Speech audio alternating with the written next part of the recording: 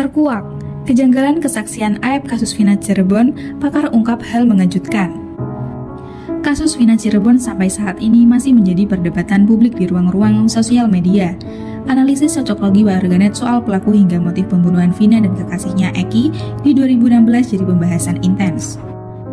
Tak hanya warganet yang melakukan banyak investigasi terkait kasus ini, sejumlah pakar dan ahli hukum juga turun tangan di kasus Vina Cirebon. Salah satu pakar yang ikut terjun langsung mengupas kasus ini ialah Reza Indragiri. Pakar psikologi forensik ini menyoroti sejumlah kejanggalan dari pernyataan Aep, salah satu saksi kunci kasus Vina Cirebon. Pengakuan Aep yang belakangan ramai diperbincangkan ialah soal dirinya di malam kejadian. 27 Agustus 2016 melihat dari jarak 100 meter dan mengingat wajah-wajah pelaku pembunuh Vina Cirebon dan kekasihnya Eki. Reza yang turun ke TKP tempat Vina dan Eki tewas mengaku pernyataan Aep sangat janggal. Reza mengurai kejanggalan Aep itu dari kondisi TKP dan suasana batin saksi saat kejadian. Pokok permasalahan yang akan kita bahas adalah seberapa jauh tingkat validitas saksi Aep terkait aksi pelemparan para terpidana kepada Vina dan Eki, kata Reza seperti dikutip Rabu 5 Juni 2024. Terus terang bagi saya dengan situasi pencahayaan seperti ini tampaknya tidak mungkin bagi siapapun penginderaan secara visual untuk mengidentifikasi wajah-wajah orang, jelas Reza. Reza juga menambahkan bahwa saksi Aep juga pada tayangan di televisi juga mengaku dirinya saat kejadian dalam posisi takut dan ingin kabur menyelamatkan diri. Dia takut dan ingin sesegera mungkin pergi dari lokasi. Dalam kondisi batin normal saja seperti sangat sulit melakukan pencermatan terhadap wajah siapa dan melakukan apa. Lebih-lebih ketika kemudian pengamatan itu dilakukan oleh seseorang dalam kondisi psikologis, dia tak mau melihat itu, takut dan ingin menyelamatkan diri, Papa Reza. Reza Indragiri bilang dari pernyataan Aep itu yang mengaku takut. Normalnya seseorang tidak akan fokus pada kejadian yang berlangsung, apalagi mengingat wajah-wajah orang serta memilih untuk pergi meninggalkan tempat kejadian. Dengan penalaran seperti itu, sebenarnya tersedia alasan buat kita untuk skeptis terhadap pernyataan Aep, kata Reza.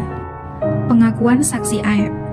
Sebelumnya, pemuda asal desa Karangasih, Kecamatan Cikarang Utara, Kabupaten Bekasi, Aep, 30 tahun menjadi salah satu saksi kunci pembunuhan Vina Cirebon. Dia mengaku telah menjadi saksi dalam kasus Vina Cirebon sejak awal kejadian berlangsung. Dari 2016, diperiksa polisi jadi saksi, kata Aep saat ditemui wartawan termasuk Suara.com Kamis 23 Mei 2024. Di Cirebon, Aep merupakan seorang pekerja di salah satu bengkel cuci mobil yang lokasinya tak jauh dari tempat kejadian perkara. Aep menceritakan kasus Vina Cirebon terjadi sekitar pukul 23 WIB. Saat peristiwa berlangsung, dirinya sedang berada di sebuah warung dekat lokasi kejadian. Saat itu, dia melihat korban melintas dengan sepeda motor dan tak lama dilempari batu oleh kelompok remaja yang sedang kumpul di dekat lokasi kejadian. Kejadian itu kebetulan saya lagi di warung, terus ada pengendara motor yang berseragam XTC lewat terus langsung dilempari batu, ucap Aep. Setelah itu, Aep melihat sekelompok remaja itu mengejar korban. Dia memperkirakan jumlah remaja itu ada sekitar 8 orang. Terus dikejar-kejar. Di situ juga anak-anak ada sekitaran 8 orang. Cuma yang memepet itu ada 4 motor, ujarnya. Aep juga merasa takut pun langsung meninggalkan lokasi. Dia mengaku setelah itu tak tahu lagi peristiwa apa yang terjadi dengan Vina dan kekasihnya. Meski begitu, Aep memastikan bahwa kematian Vina dan kekasihnya bukan karena kecelakaan. Enggak, bukan kecelakaan, memang itu yang saya lihat, tegas Aep.